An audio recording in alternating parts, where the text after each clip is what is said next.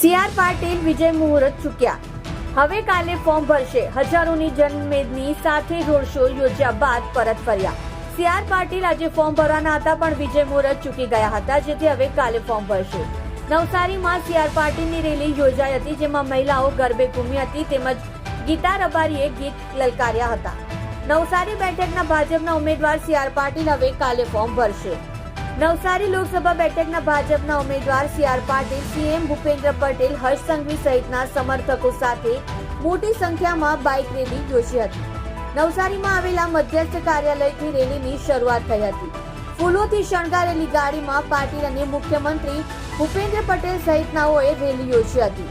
રેલીમાં હજારો લોકો ઉમટી પડ્યા હતા. મહિલાઓએ રેલીમાં ગરબે રમતી નજરે પડી હતી, તો ગીતા રબારીએ ગીતો લલકાર્યા હતા. રેલી દરમિયાન ચુસ્ત પોલીસ બંદોબસ્ત પણ ગોઠવી દેવામાં આવ્યો છે.